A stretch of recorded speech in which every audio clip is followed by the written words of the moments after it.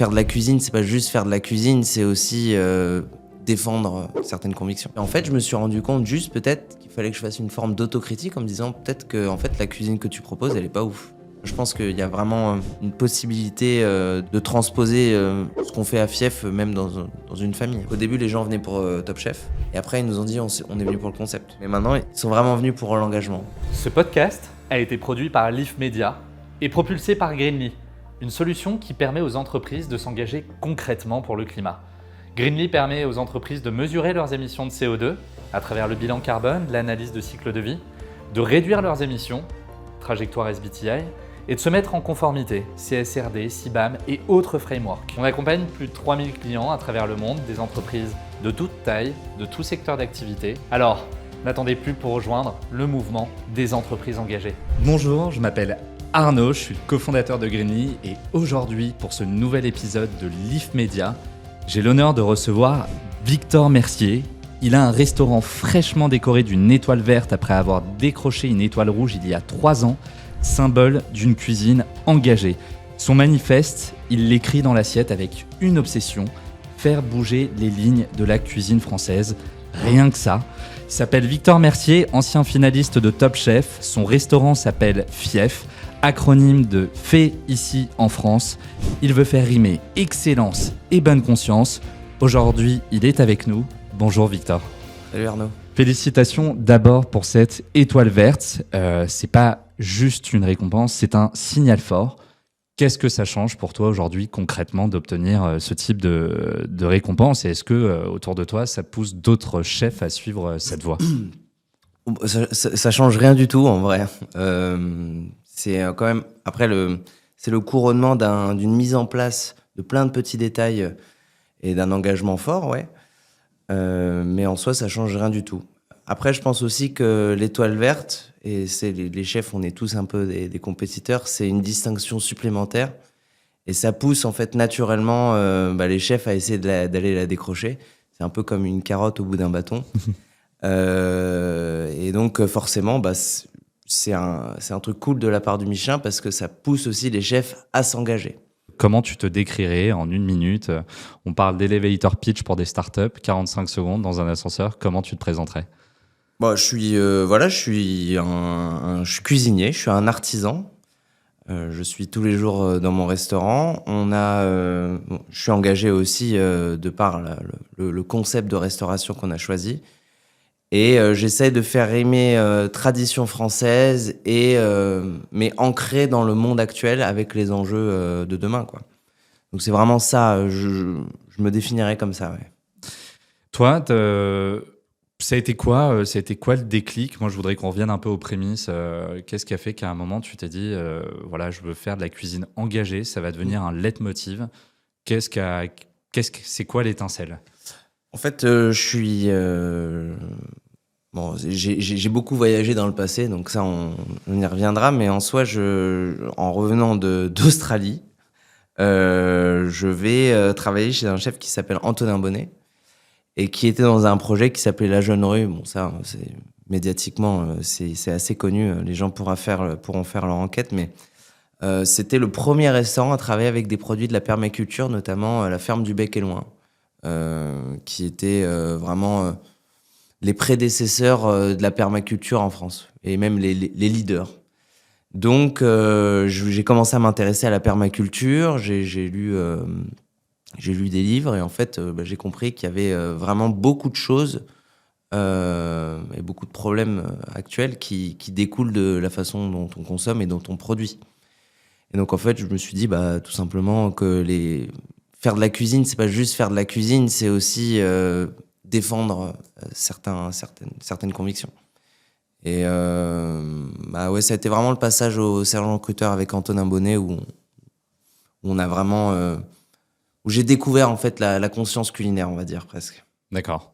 Et est-ce que enfin, on parle souvent d'actualité, de temps en temps on parle de claques aussi. Les gens que j'ai l'habitude de recevoir sur Leaf me parlent d'un événement, d'un fait peut-être qui a changé aussi la donne. Est-ce que toi, autour de toi, il y a un événement, une chose en particulier, en plus de ce que tu me décris là, qui a pu faciliter cette prise de conscience finalement? Non, je dirais pas ça. Je dirais pas une claque. Je pense que c'est vraiment un cheminement. C'est te une paraît accumulation de petites réflexions où je me dis, bah, ça, je pense qu'on pourrait le changer. Ça, je pense aussi qu'on pourrait le changer. Ça, je trouve pas ça normal. Et puis, évidemment, il y a l'entrepreneuriat. En fait, l'entrepreneuriat, quand il y a cette accumulation de convictions, bah, pour pas se mentir, on va essayer de mettre en application ces convictions. Et donc, ouais, je pense qu'il y a vraiment eu tout ce cheminement pendant ma carrière. Et puis après, quand j'ai ouvert FIA, je me suis dit, bah, je vais vraiment mettre sur la table ce que je pense d'une certaine façon. Tu te décris comme un entrepreneur aujourd'hui? Tu trouves qu'il y a énormément de codes similaires entre peut-être le fait de monter une start-up tech et devenir chef? C'est cette partie-là qui t'a plu, c'est le côté aventurier, je me lance dans quelque chose de complètement nouveau sur lequel j'ai aucune garantie? Pour moi, être entrepreneur, c'est aussi créer des entreprises. Là, pour l'instant, j'en ai créé une seule. Je trouve que vraiment, il y a une fine nuance entre être chef entrepreneur et être un vrai entrepreneur de la restauration, où là, on commence à gérer 2-3 business en même temps. Donc non, moi, je me considère vraiment comme un bébé entrepreneur. Voilà, j'ai juste ouvert mon restaurant d'une certaine façon. Mais c'est une entreprise, enfin, la restauration et les restaurants gastronomiques, c'est des business qui sont très, très, très, très complexes quand même. Il y a beaucoup de facteurs à prendre en compte. C'est quoi l'ambition d'un entrepreneur comme toi? Est-ce que tu te vois d'ici, est-ce que tu as le projet d'avoir 10, 15 et un jour 50 adresses, ou justement, toi, tu dis, moi, je veux le faire vraiment à mon rythme, à ma vitesse, et je suis pas dans un modèle justement d'hyper-croissance comme les startups et les entrepreneurs, généralement, cherchent absolument à atteindre? Je pense que quand on a des ambitions d'excellence, moi j'ai grandi avec le Michelin, donc mon objectif c'est la 2e étoile. Il faut être dans son restaurant. Je peux pas ouvrir 15 business et 15 restaurants et espérer en décrocher une 2e, c'est impossible. Il faut que je sois là, et je pense que la suite ce sera de créer une structure par contre qui me permet d'aller plus loin, quoi. Dans ton livre, tu écris: quand je regardais autour de moi, me demandant ce qui devait changer concernant notre alimentation, une voie m'apparaissait comme une évidence. Il fallait consommer local et rien d'autre. Mais est-ce que ça a toujours été là, cette conscience environnementale, ou c'est venu avec la TOC? Non, c'est venu aussi avec la TOC, hein. J'ai travaillé dans beaucoup de restaurants. Je me suis toujours posé la question, je me souviens même de ma première année de cuisine où je me suis dit, mais je suis sûr que là, on pourrait trouver un produit français plutôt que ce produit-là importé. Après, ce que je dis dans le livre, c'est pas tout à fait vrai. Maintenant, j'ai pris un peu de recul et puis je me suis renseigné aussi avant d'écrire des choses. Mais en soi, l'agriculture consomme plus quand on la produit que quand on l'importe. Donc ça, il y a aussi, il faut nuancer ce propos-là. Il y a d'autres. Est-ce que aujourd'hui, quand tu reprends cet ouvrage, justement, est-ce qu'il y a d'autres choses qui ont changé et sur lesquelles tu te dis, bah là, peut-être que j'ai été un peu extrême, peut-être que la réalité est différente, ou peut-être que j'ai appris justement d'autres choses depuis qui font que il y a beaucoup de choses qui ont changé depuis cet ouvrage? Ouais, je pense que en soi, quand on ouvre un établissement, on y met tellement ses tripes, surtout avec un concept fort quand même. Tu te rends compte que... Moi, je pense que j'ai été un peu donneur de leçons et border un peu insupportable. Là, je pense que je me suis vachement assagi avec le temps. Et puis, en fait, je me suis rendu compte aussi, les restaurateurs, c'est déjà tellement difficile d'avoir un restaurant qui fonctionne, où les gens sont heureux, de venir travailler, de venir manger, que j'apprends à ne plus trop juger sur l'engagement culinaire.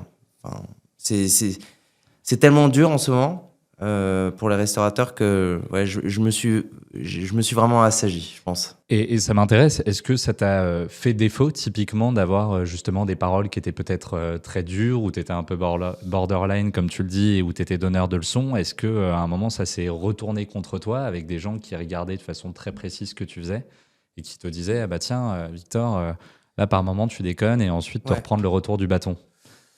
Il n'y a pas eu de retour de bâton, mais je pense que je me suis pris plus ou moins une claque en fait. Tu parlais de claque tout à l'heure, mais au moment du confinement, Mm. où en fait, j'étais, oui, je pense que c'était une période où j'étais vraiment un peu en mode ayatollah, ce qu'on fait nous, et c'est plus engagé que les autres restaurants et c'est mieux. Et puis en fait, je me suis rendu compte juste peut-être qu'il fallait que je fasse une forme d'autocritique en me disant peut-être que en fait la cuisine que tu proposes, elle est pas ouf. Et là, j'ai vraiment commencé à réfléchir sur la proposition culinaire, sur le propos. Et j'ai totalement mis de côté, par exemple, le Made in France. C'est-à-dire qu'on l'a toujours tenu en termes d'engagement, mais en termes de discours, on n'en parlait plus. C'est parce qu'avant, au restaurant, enfin, ça, c'était quelque chose que je voulais absolument. Quand les clients arrivaient, presque on les chopait en leur disant bon, voilà ce qu'on fait. Il n'y aura pas de café, pas de chocolat, pas de poivre. Et on mettait une sorte presque de pavé devant leurs yeux en leur disant bon, regardez tout ce qu'on fait, quoi.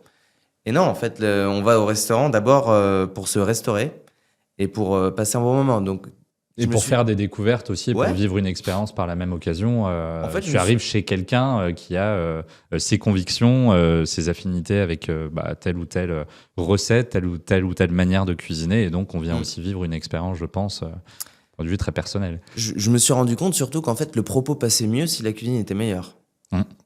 Enfin, c'est débile, hein, mais en soi, si j'arrive à faire un plat qui est franchement délicieux avec, je sais pas, de la cacahuète de Souston ou un poivre de Séchouan qui vient du Gers, là, les gens, ils trouvent ça super cool, mais en plus, ils se disent « Ah, mais attends, on fait du poivre de Séchouan en France, on a des cacahuètes en France. » Et là, je commence à remplir, à répondre à mon pari, en quelque sorte. Et là, il y a une sorte de switch qui se crée où les gens se rendent compte que ah putain, mais il y a tout ça, quoi. Et donc ça a été vraiment post-confinement. Hein, j'ai eu un peu de temps pour réfléchir parce que j'avais ouvert 3 mois avant le confinement et on a à peu de choses près tout bon changé. sens du timing. Ouais. Malheureusement, je l'avais pas calculé, mais j'aurais bien aimé. Mais en soi, en fait, le confinement nous a permis de tout remettre à plat et de faire une vraie autocritique. Et excuse-moi du terme, mais moi de fermer un peu ma gueule. Et ça fait du bien parfois dans la tête pour n'importe qui, en fait. Ça fait du bien parfois de se taire un peu, de faire son autocritique et de retourner au boulot et juste de recadrer en fait les objectifs. L'objectif, c'était l'étoile Michelin. L'objectif, c'était que... Parce qu'en plus, on s'est pris 2-3 commentaires à l'ouverture de Fief qui n'étaient pas très bons, quoi. Donc je me suis dit, attends, non seulement on fait un restaurant engagé, mais par contre, on n'est pas bon, là. Donc on est hors propos. Et c'est ça qu'on a changé. Se reconcentrer sur l'essentiel et ensuite devenir, à partir du moment où on réussit à revenir avec une qualité optimale, ensuite de voir comment est-ce qu'on met l'engagement au service de cette qualité. Exactement. J'avais une autre question qui m'est venue entre-temps, justement le fait d'avoir une cuisine engagée sur laquelle tu essayes de travailler et à côté faire des voyages, faire le tour du monde, aller en Australie, etc. Est-ce que toi, c'est des choses qui t'ont déjà été reprochées ? Est-ce qu'il y a des gens qui t'ont dit c'est hyper paradoxal, tu t'attaques à un combat, mais de l'autre côté, tu continues à voyager aux quatre coins du monde ? C'est des choses que je me reproche. Je pense que le plane shaming, il est arrivé juste après mon tour du monde. Je pense pas. Enfin, je crois que j'avais fait. On en parlait évidemment, mais en 2016, je crois. Je trouve qu'on a vraiment commencé à parler et à presque de dire d'arrêter de prendre l'avion 1 ou 2 ans plus tard. Donc, mais vraiment, ça a vraiment commencé à être une conversation assez récurrente. Donc non, moi je me suis le reproché longtemps. Et après, je me dis en même temps, on peut pas dire à la population prenez moins l'avion, mais on a nos 1% qui consomment, qui ont le bilan CO2 de 1200 Français, par exemple. Je trouve qu'il y a une sorte de dissonance cognitive, vraiment en mode, vous, on vous dit de laver moins vos slips, mais par contre, il n'y aura rien qui sera régulé pour les personnes qui ont beaucoup plus d'argent que vous. Et moi, c'est vrai que c'était un rêve que j'ai pu réaliser, de faire ce tour du monde. On l'a fait de façon... je ne veux pas dire engagée, mais On a sorti un film, enfin, on a essayé de le légitimiser d'une certaine façon. On a fait un film qui a pas du tout été vu d'ailleurs. Mais on a fait un film sur les acteurs du changement dans chaque pays où on a vraiment présenté des profils qui étaient hyper intéressants. Et ouais, voilà. Enfin, C'est aussi le parcours d'un entrepreneur, c'est de se lancer dans des thèses. Vous avez sorti un film. Ouais, on a été. Enfin, oui. En tout cas, pour revenir à ta question, il y a une contradiction totale entre le tour du monde que j'ai fait et le restaurant hyper engagé que je fais à Paris. Et ça, malheureusement, je suis un homme de contradiction. Mais par contre, comme nous tous et comme nous beaucoup tous. de personnes, c'est qu'on essaie aussi d'agir chacun à notre échelle, mais que par oui, mais moment, j'aurais pu on ne se pas prive partir, de- tu vois. Mais c'était un rêve et j'avais envie d'aller au bout de ce rêve, je pense. Ouais. Aujourd'hui, et soyons honnêtes, cuisiner éthique, est-ce que c'est un luxe ou est-ce que c'est une exigence que tout le monde peut se permettre? Parce que chez toi, évidemment, on mange très très bien, mais ça a un coût, c'est un budget. Alors, moi, ma question, c'est est-ce qu'on peut transposer ça aujourd'hui dans une adresse, n'importe quelle adresse, un bistrot de quartier, par exemple, avec des moyens plus limités et un budget serré? Et est-ce que dans une cuisine familiale, on peut s'engager, on peut avoir cette cuisine engagée avec des coûts très faibles? Oui, je le pense. Il y a la première étape pour moi, c'est ça va faire un peu rébarbatif, hein, mais c'est la végétalisation de l'assiette. Mm. Nous, on propose un menu vegan à Fief. Mm. Il est évident qu'un champignon de Paris coûtera moins cher qu'une côte de bœuf. Et on peut faire des trucs super avec des champignons. La chance qu'on a dans notre époque, c'est que le savoir est absolument partout. ChatGPT, on pose sors-moi une recette de champignons. Il y a des tutos, il y a des Toutes les tutos sur déclinaisons, YouTube. toutes les formes. Le savoir est absolument partout. Après, c'est du temps. C'est du temps. Mais en tout cas, oui, moi, je pense qu'il y a vraiment une possibilité de transposer ce qu'on fait à Fief, même dans une famille. Et tu penses que justement, Différemment, évidemment, mais- dans un bistrot où là, il y a vraiment des contraintes de faire un certain nombre de couverts par heure, etc., et où il y a un service qui doit être extrêmement rapide, tu parlais de la question du temps, est-ce que ce serait typiquement réplicable dans cette adresse de quartier qui doit faire un certain nombre de couverts tous les midis pour atteindre ses objectifs? D'une certaine façon, les bouillons sont hyper engagés. Mm. Tu vois, parce que c'est des produits pas chers, Ouais. qui sont pas forcément méga recherchés, mais si derrière il y a une main de cuisinier et que c'est bien fait, ça reste engagé. Hein. Parce que il y a cuisine des abats, par exemple. Les abats, normalement, ça part à la poubelle. Donc c'est engagé de cuisiner des abats. C'est engagé de cuisiner des produits peu chers. Donc je pense qu'aussi, il faut pas voir l'engagement culinaire comme juste la face d'une carte. Il y a plein de cartes, en fait. On peut être engagé sur plein de sujets différents. On peut dire, moi, je vais cuisiner les abats parce que personne n'en veut et je vais proposer le plat pas trop cher. C'est engagé puisque ça part à la poubelle. On peut dire, moi, je vais ouvrir un restaurant végétarien ou vegan. C'est engagé parce qu'il y a une diminution du bilan carbone. On peut se dire, il y a plein de possibilités. Je pense pas qu'il faut enfermer. Il y a pas de restaurant parfait. C'est ça, je pense qu'il faut vraiment le comprendre. Comme il n'y a pas d'humain parfait et comme au final on est tous dans un objectif de mieux faire et de prendre conscience des choses pour ensuite agir, mais il y a de toute façon là aussi des choses qui peuvent toujours être améliorées. Ça, c'est clair à peu près dans tous les secteurs. Je voudrais qu'on parle de Fief. Le nom déjà, c'est tout un programme fait ici en France, mais aussi ce mot Fief, presque féodal. Tu as voulu poser ton drapeau, marquer un territoire. C'est quoi le projet derrière ce nom ? Non, je voulais juste un nom que les gens puissent s'approprier. Je voulais, au début, ça a failli être QG, mais un peu vu. Et puis donc je suis parti de QG. Ensuite est venu le mot Fief. Et puis après, je me suis juste rendu compte que il y avait parce que j'ai failli l'appeler MIF aussi, mais voilà, parce que je voulais déjà le Made in France. Okay. MIF à une lettre presse, c'était une catégorie sur un site, donc je me suis dit on va pas le faire. Et là, il faut changer tout le concept derrière. Ouais. Donc on est resté sur fief et en fait le plus important du mot fief c'est le i, c'est le ici. Là on pose vraiment effectivement le drapeau d'une certaine façon. Et donc voilà, je voulais un nom que les gens puissent s'approprier, genre ah bah fief c'est vraiment mon fief, enfin un peu relou mais où les gens aient presque envie de revenir, où c'est un nom facile quoi. D'accord. Et concrètement, donc fait ici en France, ça veut dire quoi? Est-ce qu'il y a un ingrédient que tu t'es interdit ou un produit que tu refuses systématiquement? Au début, on a beaucoup communiqué sur le pas de café, pas de vanille, pas de chocolat. Qui a dû susciter quelques Et réactions. pas de poivre aussi, j'avais dit ça. Pas de poivre, ok. Pas de poivre, pas de café, pas de vanille, pas de chocolat. Ça faisait partie de nos premières lignes sur le menu. Et en fait, bientôt 5 ans après, on a tout trouvé en France. Le café, on l'a fait plus ou moins fait. Parce qu'on a utilisé Chicorée. On a un producteur qui fait du café d'orge, qui était la boisson des Gaulois, qui fait ça en Bretagne. Le poivre, on a trouvé poivre de Sichuan, je t'en parlais, poivre de Tasmanie, poivre de Sancho. Ça, c'est poivre de Sancho, connotation Japon. Hein. Poivre de Sichuan, connotation Chine.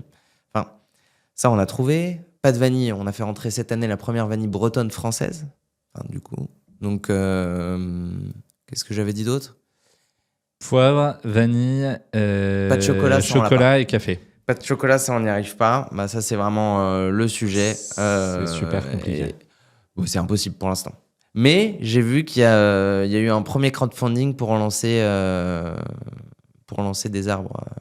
Ça a été facile de trouver justement à chaque fois la personne en Bretagne ou le projet en Bretagne. Là, le chocolat, par exemple, tu dis qu'il y a un projet qui se lance, mais c'est que c'est quand même assez rare et assez difficile à répliquer. Tu les as trouvés comment? Tu es parti dans une recherche intégrale et tu as voulu aller rencontrer chacun des acteurs. Comment ça fonctionne quand tu te lances là-dedans? J'ai beaucoup travaillé avec Instagram. En fait, j'avais la chance, post-Top Chef, d'avoir une communauté déjà de gens engagés. Et donc, du coup, en fait, quand j'ai annoncé que j'allais ouvrir Fief, j'ai reçu déjà beaucoup d'agriculteurs qui m'ont dit moi, j'ai ça. Est-ce que ça t'intéresse? Je t'envoie mon site. Ça a commencé comme ça. Donc, je les ai appelés non-stop, j'ai essayé leurs produits. Et puis après, le travail a fait son temps, tout simplement. J'ai eu. C'est le réseau, quoi. Genre, moi j'ai mon cousin qui fait ça, nanani, nanana. Et puis, c'est comme ça qu'on se retrouve avec des fruits de la passion qui viennent de Montpellier. Et voilà, quoi, c'est génial. En fait, on a vraiment créé une sorte de. Ouais, un réseau qui est ouf, quoi. Un réseau de fournisseurs qui est dingue. D'accord. Et tu fais, du coup, tu le disais, mais tu fais participer cette communauté. Est-ce que tu l'engages justement pour avoir des nouvelles Non, ça m'arrive souvent de relancer quand j'ai une idée de plat et que je me dis, ça, j'ai pas en français. Je fais souvent un post et je reçois. D'ailleurs, je tenais à m'excuser auprès de toutes les personnes à qui j'ai pas répondu quand ils me répondent. Mais oui, j'ai beaucoup de gens qui me disent, je connais telle personne qui fait ça. Ouais, et là, je les contacte dans la foulée.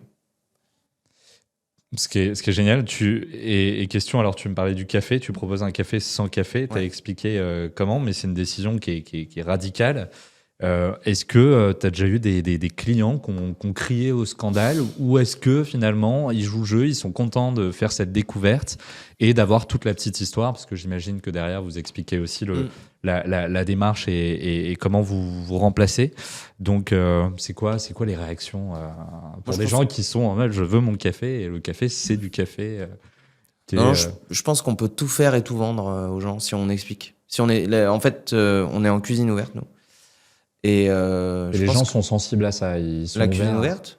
Ouais, cette partie, ces explications-là, cette histoire-là, finalement, ça leur suffit. Ils finissent par se dire Je pense que les gens aiment la transparence de façon évidente. On peut tout vendre aux gens du moment qu'il y a un vrai sentiment de transparence, d'authenticité, de véracité dans le propos, vraiment genre que c'est réel, quoi, que c'est pas faux.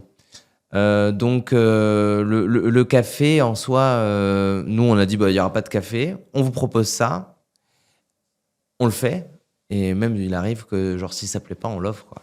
Et c'est ok. Mais je valorise presque plus le fait qu'il y ait une découverte qui change un peu certaines habitudes que juste une habitude. Tu as beaucoup de questions par rapport à ça, justement, par rapport à l'histoire qu'il y a derrière. Et est-ce que sur la carte, c'est quelque chose qui est, tu parlais de transparence, c'est affiché de façon claire, le producteur, d'où ça vient, comment c'est fait, que c'est une alternative, de pourquoi la démarche. Est-ce que c'est des informations que tu donnes expressément sur tes supports, par exemple si la carte m'arrive dans la main, est-ce que je le vois affiché? Tu vas avoir effectivement, dès l'ouverture du menu, pas de café, nanani, nanana. Tu vas D'accord. l'avoir, ça. Ok. Donc là, effectivement, mais je pense que là, ça va faire 5 ans et demi qu'on est ouvert. Les gens, plus ou moins, savent où ils mettent les pieds. Ouais. Et ça, c'est même, ils viennent presque pour ça aussi.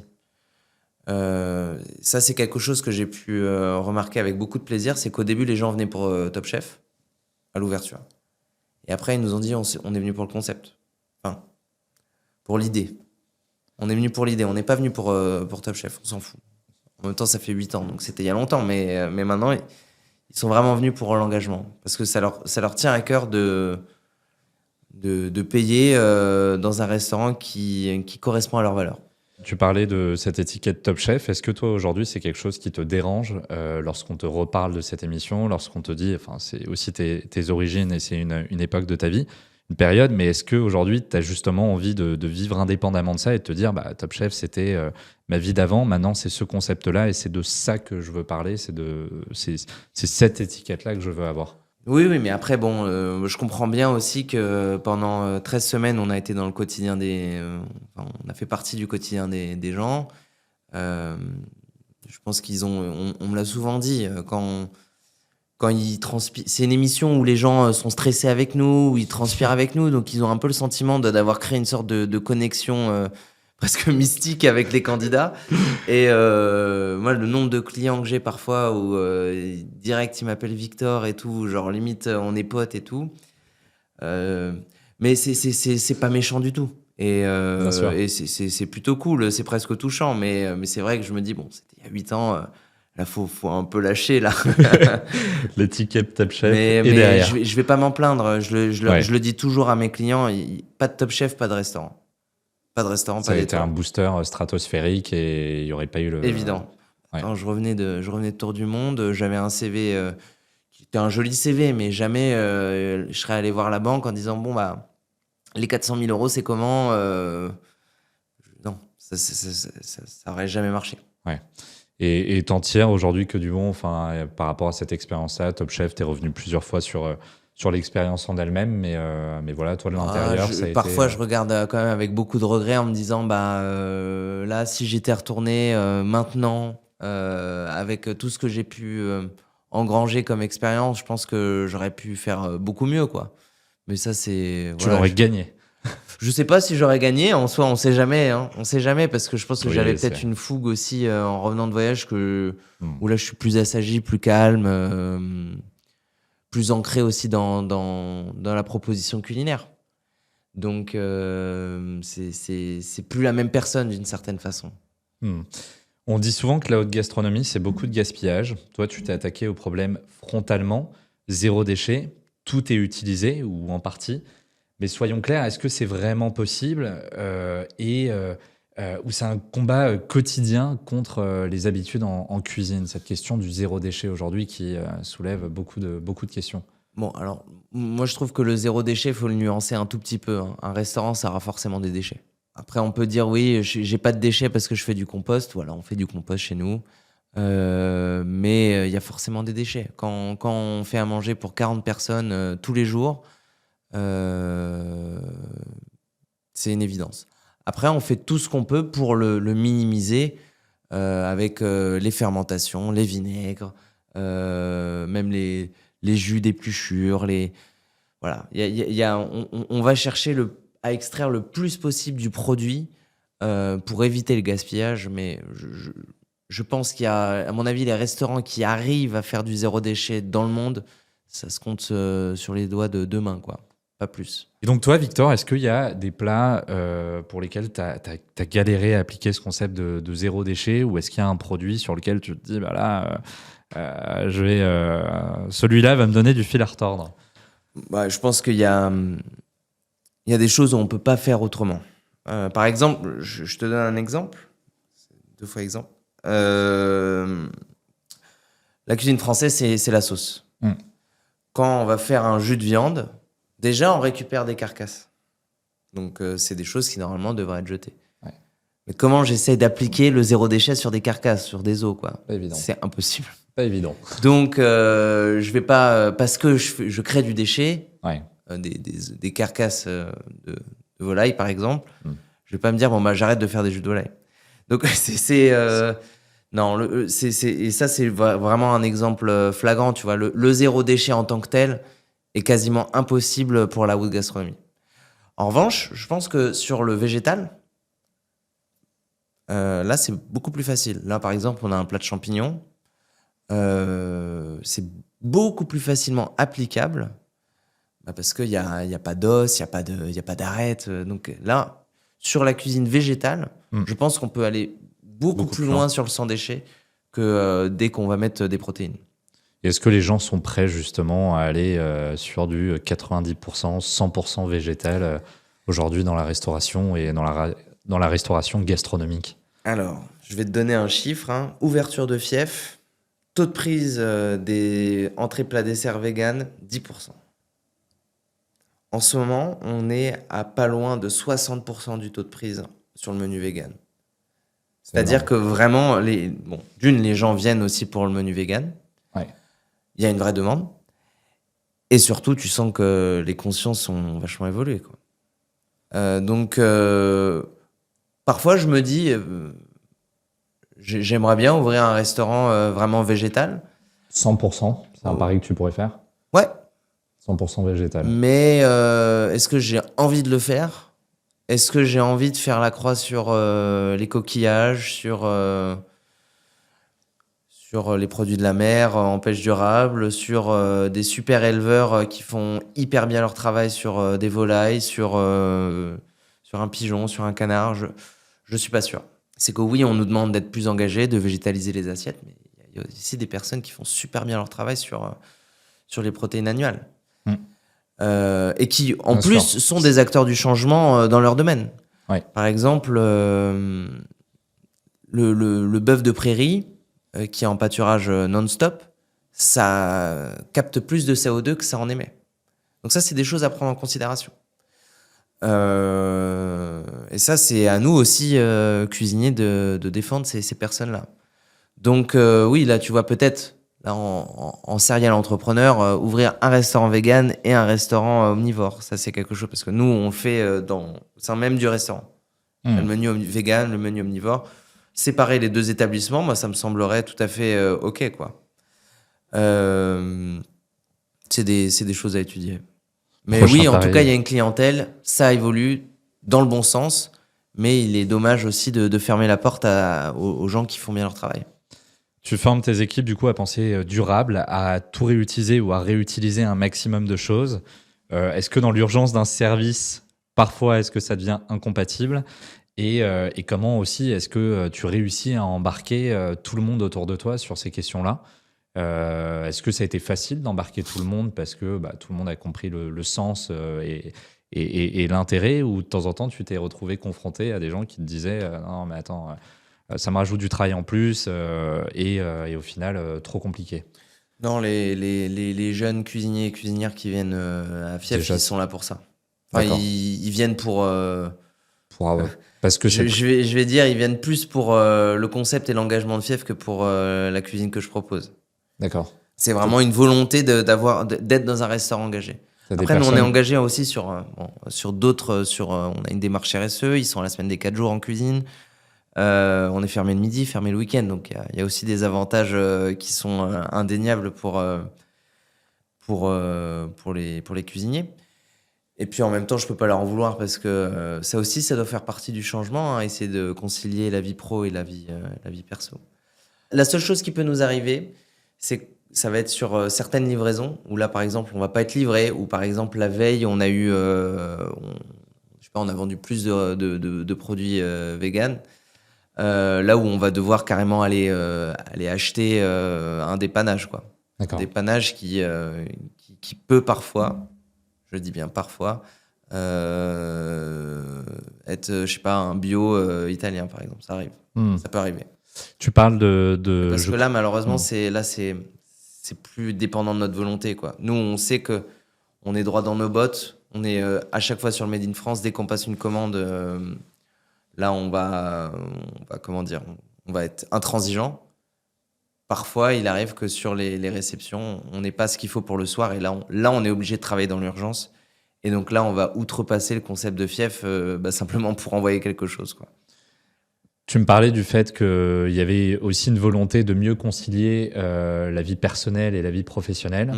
Est-ce que c'est ça, justement, la slow food dont tu fais parfois référence? Est-ce que c'est juste le fait de se dire, on peut ne pas appuyer sur l'accélérateur finalement et offrir des conditions qui sont meilleures en respectant mieux justement ces deux volets-là? On avait eu Arthur Aubeuf justement il n'y a pas longtemps dans un épisode qui nous parlait de cette importance de ralentir aujourd'hui. Toi, ça fait partie des valeurs que tu défends et sur lesquelles tu veux toujours rester ancré? Ah bah, il est évident que 1, 2, 3 étoiles Michelin, c'est des sacrifices. Oui, c'est des sacrifices. Donc parfois, là, tu vois, je me dis, là, j'ai mon étoile, j'ai mes 2 étoiles. Je sais très bien qu'à Fief, je pourrais pas aller chercher plus loin. Donc autant en profiter et essayer d'améliorer surtout nos conditions de travail, puisque moi, ça fait depuis 5 ans qu'on charbonne comme des fous. Donc là, justement, c'est des années comme ça où on peut commencer à respirer un tout petit peu, ouais. Et à améliorer vraiment les conditions de travail, ouais. Aujourd'hui, donc, tu as beaucoup d'actions. Tu me parlais d'une démarche RSE. Est-ce que tu mesures tout ça? Est-ce que tu as des KPI, tu as des indicateurs précis et des chiffres que tu suis? Nous, donc, chez Greenly, on fait des bilans carbone. On a tendance à mettre de la mesure un peu partout. Toi, aujourd'hui, dans la restauration, comment tu mesures cet impact et est-ce que tu le mesures? On l'a fait à la toute ouverture de Fief, Ouais. avec Ecotable. Ouais. Donc là-dessus, c'était hyper intéressant, hein. On a eu une étude de nos factures, un épluchage de nos factures et une estimation de notre bilan carbone. On a eu dès l'ouverture 3 écotables qu'on a maintenu 2 ans, je crois. Et après, je crois aussi que une fois que je savais que j'étais dans la bonne direction, on a arrêté. Et parce que c'était des dépenses supplémentaires. Voilà, moi je voulais juste quantifier à l'ouverture, savoir si j'étais sur la bonne lignée, quoi. Ouais. Et puis après, j'ai juste continué, en fait. Ok. Est-ce qu'aujourd'hui, tes clients, ils viennent, tu as l'impression, et par rapport au retour que tu as, est-ce qu'ils viennent pour cette philosophie? Est-ce qu'ils viennent pour l'étoile? Est-ce qu'ils viennent pour Top Chef?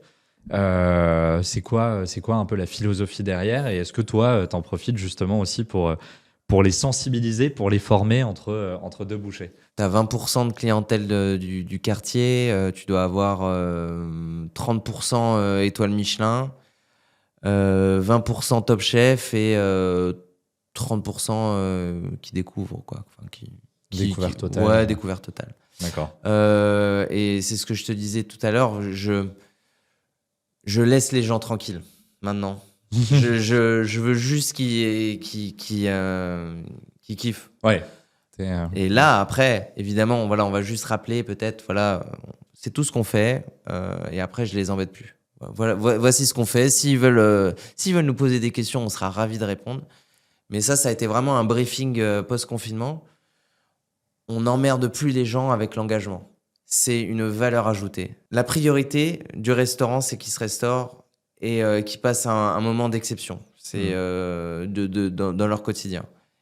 L'engagement, on le rajoute. Et si c'est un essai qui est transformé, là, on a rempli notre pari. Non seulement on leur a fait passer un bon moment, et en plus, il y a eu la valeur ajoutée de l'engagement de Fief. Et du coup, un potentiel changement de conscience. Mais ça restera toujours un petit changement de conscience. Mais voilà, moi, j'ai pris énormément de recul sur le discours vis-à-vis des gens. D'accord. T'as retiré le bœuf de ta carte. Je crois qu'elle est l'un des produits les plus émetteurs en CO2. Est-ce qu'aujourd'hui, tirer plus loin, par exemple, et jusqu'à supprimer tous les produits d'origine animale, ou justement, là, aujourd'hui, non, comme on se disait tout à l'heure, tu estimes que c'est déjà un premier combat qui est nécessaire, mais sur lequel... Pour le bœuf, par exemple, c'est pas tout à fait vrai. J'ai pas arrêté à 100%. En fait, ce que je trouve aberrant, c'est juste de commander, par exemple, un filet. Enfin, juste un filet de bœuf. Je veux juste ce morceau de filet de bœuf. Et je veux ou que des côtes de bœuf. Et le reste, ça ne m'intéresse pas. Nous, on va commander des abats, généralement, de bœuf. Parce que je sais que personne n'en veut. Donc là, nous, on est utile. Donc là, en ce moment, on a un consommé de queue de bœuf en ce moment à la carte. Pendant l'hiver, on faisait une langue de bœuf au comptoir. Voilà, c'est des choses qu'on continue à faire, mais je fais pas rentrer de filet de bœuf ni de côte de bœuf. Hein. Enfin, bref. Et le bilan carbone du bovin, je t'en avais parlé juste avant. Hein, il y a certaines études qui peuvent le contredire aussi. Après ça, on sait rarement sur quel pied danser. Et au-delà de ça, par exemple, j'avais lu, et ça c'était un chiffre qui m'avait choqué. Mais le canard en plein air a un bilan carbone qui est inférieur aux asperges, par exemple. Donc, et on sait aussi que les coquillages captent énormément de CO2, et les fruits de mer aussi. Et qu'il y avait eu des fermes d'algues qui avaient été étudiées aussi avec, je crois, une production de Saint-Jacques et de moules qui avaient donné des résultats hyper intéressants sur la captation de CO2. Donc, c'est des choses quand même qu'il faut bien prendre en compte. Je crois pas qu'il y ait de vérité absolue. Alors évidemment, entre un restaurant vegan et un restaurant qui fait H24 de la barbaque, c'est sûr qu'il va y avoir un décalage. Mais je pense que il faut le faire avec intelligence et beaucoup de nuances. La gastronomie française, concrètement, tu la vois évoluer vers quoi? On parle parfois d'insectes, on parle de beaucoup de choses. Non, Justement, les insectes, j'y crois pas. toi, tu n'y crois pas. Je pense que ça... C'est un peu... Culturellement, c'est pas possible. Pas possible. Non, je pense que ça fait juste rigoler les gens vite fait de goûter des criquets à l'apéro, mais jamais on verra. Peut-être en forme de farine, qui sait. Mais culturellement, je pense que la barrière, elle est trop grande pour les Européens. Donc ça, je le vois pas arriver. Je vois une végétalisation des assiettes. Ouais. Ça, évidemment. Les insectes, j'y crois pas trop. Diminution de la viande, j'y crois aussi. Augmentation, je pense, de la consommation d'algues. Ouais, c'est les tendances que je vois. Mais j'écoutais un chercheur qui disait que globalement, l'assiette de 2050 sera plus ou moins la même qu'à l'heure actuelle. Il y aura toujours des irréductibles qui considéreront qu'un repas c'est avec de la viande à chaque fois et que ça fait partie de notre culture aussi. Après la culture, elle est là-dessus, elle est faut y penser aussi parce que dans le sud de la France, la cuisine du sud de la France, elle est très très végétale quoi. C'est pas la même cuisine que du côté de Strasbourg par exemple. T'as voyagé à travers le monde il y a quelques années. Pendant tes voyages, est-ce qu'il y a des modèles, est-ce qu'il y a des types de cuisine qui t'ont inspiré et sur lesquels tu t'es dit, eux, ils sont hyper avancés sur la question? Les deux ou des pratiques, en tout cas, où tu sentais qu'il y avait cette dimension d'engagement, elle était vraiment existante, elle était partout, et où tu t'es dit, ça, c'est une source d'inspiration pour moi, c'est quelque chose que je veux reproduire et à quoi j'ai envie de ressembler. Quand tu fais un peu le tour des marchés dans le monde entier, tu te rends compte que l'engagement, il est quasiment inexistant, quoi. Moi, je me souviens, j'étais allé à Tsukiji au Japon, au marché aux poissons. Mais quand j'ai vu les montagnes de boîtes en polystyrène, vraiment, et ça, je me suis dit, ça, c'est une journée, c'est assez chaud quand même. En revanche, une cuisine qui m'avait vachement intéressé, qui est assez sous-cotée par rapport à son respect des traditions, des fermentations, c'est la cuisine coréenne. Là-dessus, ils sont très avancés parce qu'ils respectent certaines traditions et je pense que ça aussi, c'est quelque chose qu'on a énormément perdu. En vrai, les lactofermentations qu'on a vues absolument partout sur ces 10 dernières années, nos grands-mères le faisaient plus ou moins pendant la guerre, quoi. Donc ça, il faut y penser aussi. Et puis, j'allais dire un truc, mais qui est un peu bizarre, mais les Indiens, même s'ils sont 1 milliard 3, je sais plus, ça consomme beaucoup moins qu'un Américain, parce que dans l'assiette, il y a une végétalisation de la cuisine qui est énorme. Donc, l'Inde était assez intéressante de par leur rapport à la cuisine légumière, et la Corée par rapport à tout ce qui est fermentation et leur rapport aux traditions. Pour ceux qui nous écoutent, qui n'ont pas ton talent, qui n'ont pas de brigade derrière eux, c'est quoi le meilleur conseil que tu leur donnerais justement pour avancer et pour justement mettre cet engagement au cœur de l'assiette? Moi, je dirais qu'il n'y a pas de talent en cuisine déjà. Il y a que du boulot. Donc, non, mais la progression, elle est à portée de main, elle est à portée de doigt même. Il y a absolument tout via TikTok, ChatGPT, YouTube. Il y a tellement de contenu à l'heure actuelle. Je trouve que ne pas savoir cuisiner, c'est presque une faute grave maintenant, parce que c'est tellement facile, quoi. Il faut de la patience, du temps et... Oui, alors ça en revanche, rigueur. la faute grave, peut-être, elle est liée aussi au temps qu'on peut attribuer à la cuisine, parce que c'est vrai qu'il faut un peu de temps, bien qu'il y ait des recettes qui puissent être faites en 5 minutes. Hein. Et puis après, il y a les moyens, évidemment. Moi, si on végétalise, ça coûte moins cher, ça c'est une certitude. Mais il y a toujours quand même un rapport au porte-monnaie qui est complexe et qu'il faut prendre en considération. Malheureusement, les gens les moins fortunés se nourrissent le plus mal. Et ça, je pense qu'il y a un vrai sujet à aborder. Et peut-être pour finir, un mot sur Top Chef. La finale est fin mai. Si tu pouvais avoir un épisode entier consacré à justement la cuisine engagée, toi, quel défi t'aurais envie de lancer aux candidats? Ce serait quoi l'épreuve si demain Victor Mercier arrive sur la finale et dit voilà, le projet que je vous propose, ce serait quoi par exemple? C'est ce qu'on fait à Fief, hein, donc un entrée plat dessert en vegan. Entrée plat dessert en vegan. En made in France. Ok. Donc pas d'importation, pas d'huile de coco, pas d'avocat. Qu'est-ce qu'il faut te souhaiter? C'est quoi les prochains projets et voilà, c'est quoi qu'il faut te souhaiter maintenant pour la suite 2025 et 2026, 2027 et les années à venir? De continuer à avancer dans la bonne direction. Peut-être une 2e étoile, mais je pense surtout le vrai sujet, c'est de continuer à avoir une équipe qui est contente de venir au boulot et que moi je sois heureux de venir au travail aussi.